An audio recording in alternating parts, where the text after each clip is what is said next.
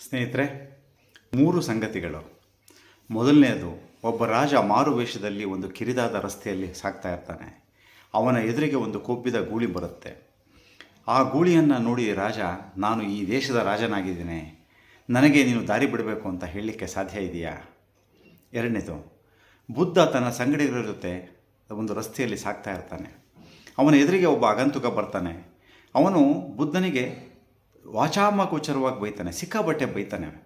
ಆಗ ಬುದ್ಧ ಯಾವುದೇ ರೀತಿಯ ಪ್ರತಿಕ್ರಿಯೆಯನ್ನು ತೋರಿಸಲ್ಲ, ತಣ್ಣಗಿರ್ತಾನೆ. ಅದನ್ನು ನೋಡಿ ಬುದ್ಧನ ಸಂಗಡಿಗನಿಗೆ ಆಶ್ಚರ್ಯ ಆಗುತ್ತೆ.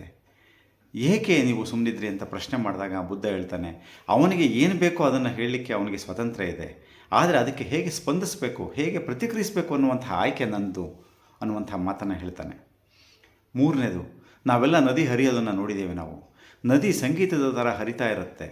ಆ ಸಂಗೀತದ ಜುಳು ನಾದದ ಜೊತೆಗೆ ಅದರ ದಾರಿಯಲ್ಲಿ ಅನೇಕ ವೇಳೆಯಲ್ಲಿ ಕಲ್ಲುಗಳು, ಪೊಟರೆಗಳು ಎಲ್ಲವೂ ಸಹ ಅದಕ್ಕೆ ದಾರಿಯಾಗಿ ಸಿಗ್ತಾ ಇರುತ್ತೆ. ಅದು ಅದಕ್ಕೆ ಬಳಸ್ಕೊಂಡು ಅದರ ಜೊತೆಗೇ ಸಾಗ್ತಾ ಇರುತ್ತೆ. ಆ ಕಲ್ಲುಗಳು ಹಾಗೆ ಇದ್ದರೆ ಅದ್ರ ಪಕ್ಕದಲ್ಲೇ ಹೇಗೆ ಬೇಕೋ ಹಾಗೆ ದಾರಿಯನ್ನು ಮಾಡಿಕೊಂಡು ಸಾಗ್ತಾ ಇರುತ್ತೆ. ಈ ಒಂದು ಸನ್ನಿವೇಶದಲ್ಲಿ ಅನೇಕ ವರ್ಷಗಳು ಹೀಗೆ ಸಾಗ್ತಾ ಆ ಒಂದು ಕಲ್ಲುಗಳು ಸಹ, ಕಠಿಣವಾಗಿರ್ತಕ್ಕಂಥ ಕಲ್ಲುಗಳು ಸಹ ಮೃದುವಾಗಿ ಬದಲಾಗ್ತವೆ. ಹೀಗೆ ನಮ್ಮ ಜೀವನವೂ ಸಹ ಒಂದು ನದಿ ಇದ್ದ ಹಾಗೆ. ಅನೇಕ ವೇಳೆಯಲ್ಲಿ ನದಿಗೆ ಹೇಗೆ ಎದುರಾಗಿ ಕಲ್ಲುಗಳು ಸಿಕ್ಕುತ್ತೋ ಅಂತಹ ಸನ್ನಿವೇಶದಲ್ಲಿ ನಾವು ಅದಕ್ಕೆ ಪ್ರತಿಸ್ಪರ್ಧೆಯಾಗಿ ನಾವು ನಿಲ್ತೇವೆಯೋ ಅಥವಾ ಬಳಸ್ಕೊಂಡು ಹೋಗ್ತೇವೆಯೋ, ಅಥವಾ ರಾಜನಿಗೆ ಎದುರಾದ ರೀತಿಯಲ್ಲಿ ಗೂಳಿ ನಮಗೆ ಸಿಕ್ಕಾಗ ನಾವು ಹೇಗೆ ಸ್ಪಂದಿಸ್ತೇವೆ? ಆ ಗೂಳಿ ನನಗೆ ದಾರಿ ಬಿಡಬೇಕು, ನಾನು ಈ ದೇಶದ ರಾಜ ನಾನು ಅಂತ ನಾವು ಹಠ ಹಿಡಿತೇವ? ಅಥವಾ ಗೂಳಿಗೆ ಏನೂ ತಿಳಿಯಲ್ಲ, ಅದು ನಾನು ಸಹ ಸರಿದು ಹೋಗತಕ್ಕಂಥದ್ದು ಜಾಣತನ ಅಂತ ನಾವು ಭಾವಿಸ್ತೇವ?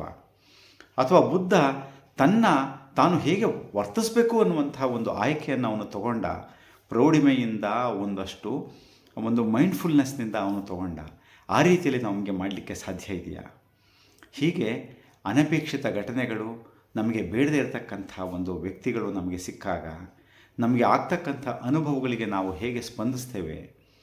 ನಮ್ಮಲ್ಲಿ ಇರತಕ್ಕಂಥ ಸ್ಥಿತಿಸ್ಥಾಪಕತ್ವ ಗುಣ ಏನಿದೆ, ಫ್ಲೆಕ್ಸಿಬಿಲಿಟಿ, ಜೊತೆಗೆ ಆ ಒಂದು ಜಾಣತನದಿಂದ ಆಯ್ಕೆ ಮಾಡಿಕೊಳ್ತಕ್ಕಂಥದ್ದೇನಿದೆ, ಅದು ಬಹಳ ಒಂದು ಜಾಣತನ ಮತ್ತು ಬಹಳ ಅಗತ್ಯವಾಗಿರುವಂಥದ್ದು ಅಂತ ನಮಗೆಲ್ಲರಿಗೂ ಅನಿಸುತ್ತೆ ಅಲ್ವಾ?